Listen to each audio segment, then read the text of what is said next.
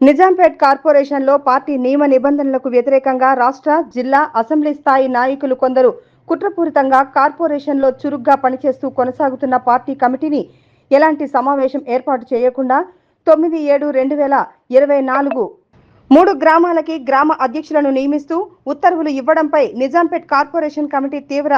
దిగ్భ్రాంతికి గురి కావడమే కాకుండా అభ్యంతరాలు వ్యక్తం చేసినా పట్టించుకోకపోవడంపై నిరసన వ్యక్తం చేస్తూ నిజాంపేట్ కార్పొరేషన్ అధ్యక్షుడు ఆకుల సతీష్ మరియు కమిటీలో వివిధ బాధ్యతలో ఉన్న నాయకులు తమ పదవులకు రాజీనామా చేయడం జరిగింది। ఈ సందర్భంగా ఆకుల సతీష్ మాట్లాడుతూ కార్పొరేషన్లో పార్టీ ఎదుగుదలను ఓర్వలేని రాష్ట్ర, జిల్లా, అసెంబ్లీ స్థాయి బాధ్యతల్లో ఉన్న నాయకులు ఈ విధంగా చేయడం మరియు వైరుపక్ష ప్రజా ప్రతినిధికి లబ్ధి చేకూర్చే విధంగా పార్టీలో ఇలాంటి నిర్ణయాలు చేయడంపై తీవ్ర అభ్యంతరం తెలియజేయడమైనది। పార్టీ పూర్తి స్థాయిలో విచారణ జరిపి చర్యలు తీసుకోవాలని, పార్టీలో నియమ నిబంధనలకు వ్యతిరేకంగా ఇష్టారాజ్యంగా కొందరు సీనియర్ నాయకుల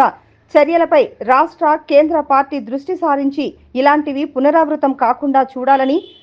సంస్థాగత ఎన్నికలు జరిగే వరకు కార్పొరేషన్ కమిటీని కొనసాగించాలని మరియు రాష్ట్రంలో ఎక్కడా లేని విధంగా కార్పొరేషన్లో గ్రామ కమిటీల అధ్యక్షుల నియామకం రద్దు చేయాలని మరియు కార్పొరేషన్లో ప్రజా సంపద, పౌరుల మౌలిక సమస్యల పరిష్కారంలో గతంలో ఏ విధంగా పనిచేశామో ఇప్పుడు కూడా మరింత చురుకుగా పనిచేస్తామని ప్రజలకు విన్నవించారు।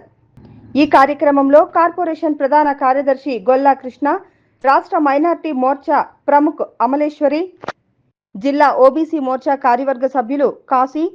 సెక్రటరీ అరుణ్ రావు, కోశాధికారి Srinivasarao, social media co convener Vijay Kumar, Tilok,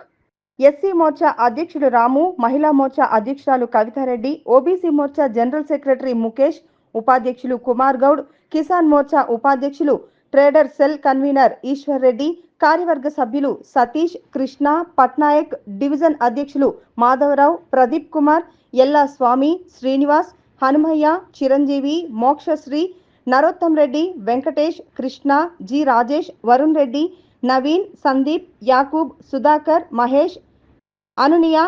తదితరులు తమ బూత్ డివిజన్ అధ్యక్షులు తమ తమ బాధ్యతలకు రాజీనామా సమర్పించడం జరిగింది। 1998 నుండి విద్యార్థి పరిషత్ కార్యకర్తగా, సెంట్రల్ యూనివర్సిటీ ఇన్ఛార్జిగా,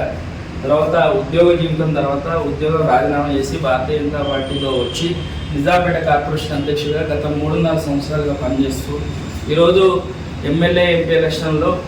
ఏదైతే భారతీయ జనతా పార్టీకి అఖండ మెజార్టీని గట్టిపెట్టిన నిజాంపేట కార్పొరేషన్ అధ్యక్షుడిగా ఈరోజు ఏదైతే భారతీయ జనతా పార్టీ ఉందో ఆ భారతీయ జనతా పార్టీని ఇక్కడ కార్పొరేషన్లో నిర్వీర్యం చేయడానికి, ఏదైతే భారతీయ జనతా పార్టీ నియమ నిబంధనలకు వ్యతిరేకంగా ఒక మున్సిపల్ కార్పొరేషన్లో మళ్ళీ ఎవరికి సంబంధం లేకుండా కార్పొరేషన్లో కమిటీని కానీ సీనియర్స్తో కానీ పూర్తిగా సమావేశం ఏర్పాటు చేయకుండా రాత్రే